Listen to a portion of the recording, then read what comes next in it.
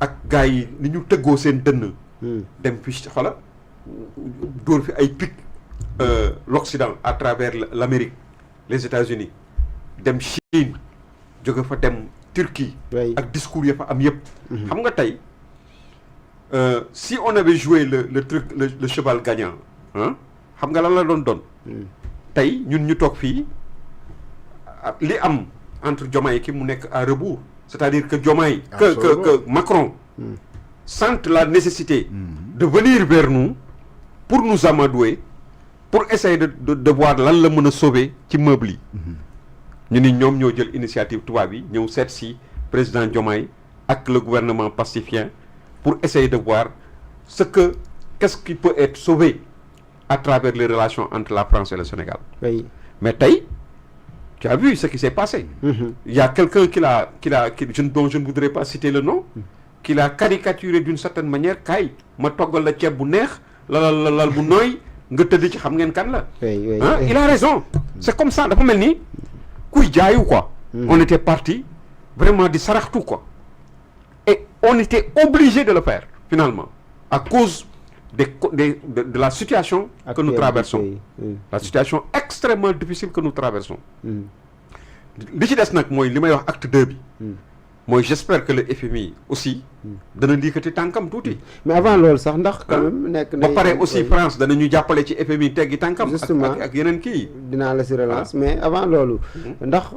li itam visite yi nga xam ne le président def na ko si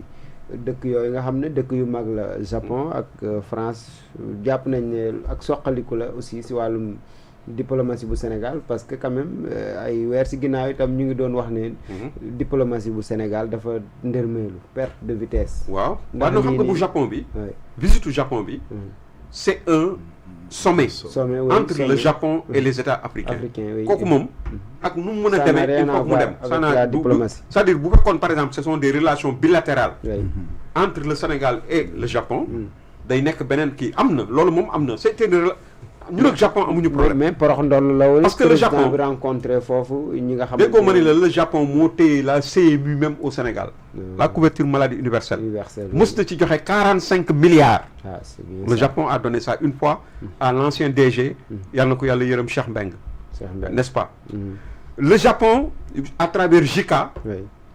ci yeneen programme agriculture ak leneen ça date de plus de 50 ans suñu diggante ak Japon 78 ba léegi daanaka donc ñun ak Japon y a pas de truc c'est comme ñun ak yenn états yi quoi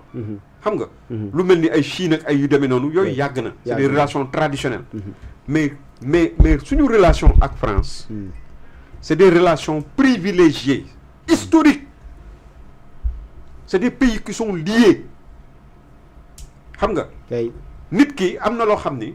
xam nga par exemple lui il dit que ni xam nga le fait de caricaturer tout un pays toute une nation la France alors que état yi ay nit ñoo leen di doxal ay système moo leen di doxal aujourd'hui un gouvernement peut être en France être un gouvernement disons fantoche un gouvernement qui n'est pas bien et tout boo xam ni politique am dëppoowul ak ñun suñu ay intérêt ëllëg beneen gouvernement ñëw taxaw bu xam ni ay xarit ngeen di doon parce que dañuy yéen a bokk pas-pas pourquoi aujourd'hui il est ami à Mélenchon et si Mélenchon était le président de la France demain xam nga yooyu yëpp da nga koy sóor un homme d'état quelqu'un quand il est dans ci posture wut dara nekk bëgg bokk ci homme d'état yi dafa am langage dafa war a diggu doomu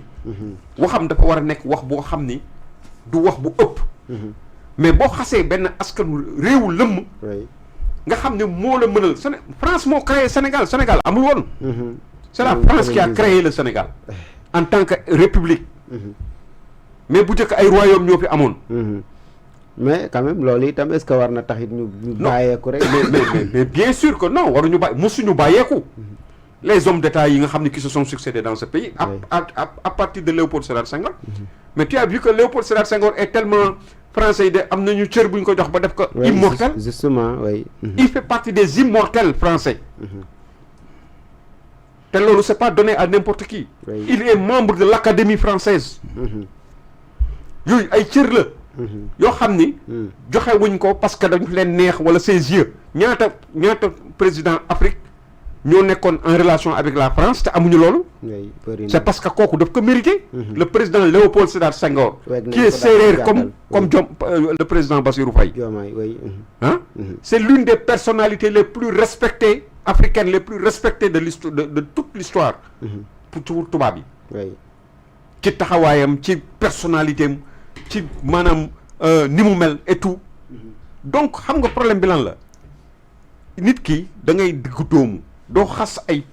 tey boo xoolee commentaires yi nga xam ne moom la les Français di def yaa ngi yow tu es jeune tu regardes les commentaires mais ils te disent que oui les Sénégalais étaient venus prendre leur chèque c'est ñoom ñoo fi doon jaay ay ngandlu tey ñi ngi nii dellu si nañu nangam te Ousmane Sonko la ñuy attaqué il ne parle même pas du président Diomaye c'est Sonko qu'ils attaquent mais c'est Sonko qui tenait ce discours mais Diomaye quoi qu'on puisse dire Diomaye c'est pas quelqu'un d'aussi radical ci yenn kaddu yi quoi justement mais ñun nag en tant que peuple aussi dama foofu laay jëlee parce que responsabilité c'est vrai que il y a des gens qui me disent oui yow dafa mel ni da nga kii Diomaye non xam nga man yàlla moo bëgg dëgg nit ki ak loo man xam nga àddina du yàgg parce que le président Bassirou Faye son idéologie ak sama bos bokkuñu ni gis-gis ñu am ci àddina bokkuñu mais doyen mais am na loo xam ne au moins c'est un minimum doyen balaa ngaa sori ci foofu dama ne seules les montagnes ne se rencontrent pas mais yoo xam ne man du ma nangu sax ngay sori ci parce que Sénégal moo nu boole yaa ma dégg kon que tey am na éventuellement loo xam ne buntu boo xam ne du ma ko tëj ci yow parlant de vous parce que Bassirou Diomaye moomul réew mi keneen moomu ko dañ koo tànn jiital ko ci réew mi mu war a assumer avec en tout cas les meilleurs Sénégalais te yéen personne ressource ngeen ainsi de suite autant que ñeneen ak ñeneen c'est aussi simple que ça waaw mais li xew te xew mooy li ngay wax léegi ñun suñu wàllu bopp certes ku kenn ci ñoom bëggutoon na nekk ci posture boobu Bassirou Diomaye y compris Bassirou Diomaye et xam naa ki ko gën a nekk mal à l'aise mooy Ousmane Sonko ma fa war a dem mais ñun aussi comme je dis responsabilité faw ñu xaw ko partager parce que Ousmane moom xam na ma su ma doomi du ma ko raté parce que j'ai un devoir de vérité envers lui déedéet bokkuma ak ñi lay jëy pour nga fal leen aussi bien que moom ak Bassirou Diomaye ndax j'ai un devoir de vérité envers eux naa ma leer na rek en âme et en conscience je suis quitte c'est aussi simple que ça parce que le seul tribunal qui vaille c'est le tribunal de la conscience mais tey kenn ci ñoom du nekk à l'aise dem foofu ci yenn nekk ci yenn posture yi mais ñun en tant que peuple aussi ñun ñooy def yenn choix yi pourquoi je le dis dama bëggoon boole ñi ñu doon wax ñoo doon toj ak taal rek pour ñun ñëpp ñu ne ñun ñëpp suñu responsabilité globale nga tënk foofu am na discours boo xam ne buñ te nekkee am yu ñuy def di toj di taal ba yegsi fi nu yegsi ñooña dañuy soxla garantie soxla yeneen le temps ñun ñu am banque centrale boo xam ne 1000 milliards bu fi amoon jaar banque centrale ak yeneen ak yeneen le temps ñun ñu am loolu au moins ñu am ci lu nu mën a sukkandiku mooy d'abord la diplomatie bi amoon Sénégal ñaar hauteur bi ñu doon jël en tant que peuple mais bu nu bàyyee loolu toj taal benn ñaar muy entreprise yële nga xam dañuy ñëw soxla garantie ñu soxla tey boo ne FMI ñetti mbir la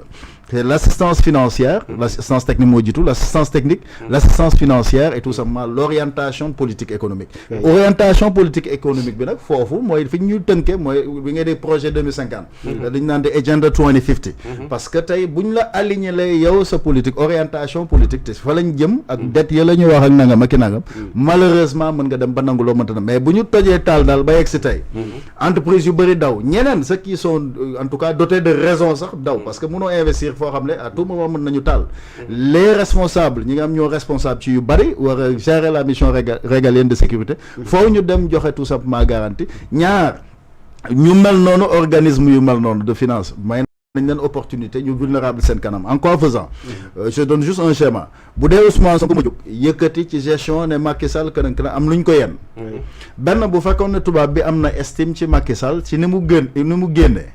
surtout ngay brandir am looy yëkkati ne da nga koy jéem a yóotu ak te sax yéene rafetul ci moom lii xew mooy yow jox nga ko moyen de pression mu am pression boobu aussi bien ci Macky Sall mi nga xam ne moom la ne ainsi de suite parce que am na looy brandir yow sa bopp parce que ñoo leen di jàppal gars yi ñuy dugal ci Sénégal yi tey Macky Sall yow yaa brandir nii la da ngay dal ci kawam kon kooku bu demee tey di wax ak Macron ne ko nanga ma kenn dana ko defal attention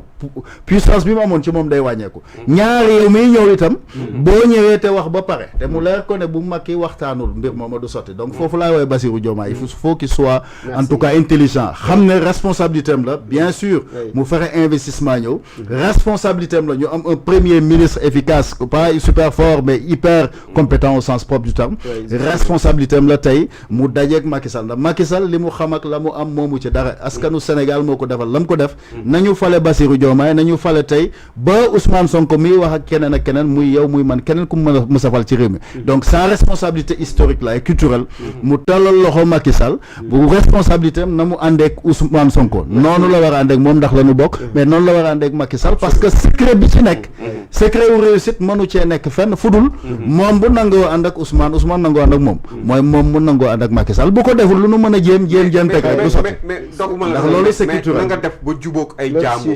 na nga def ba jubóog ay jaambur yoo xam ne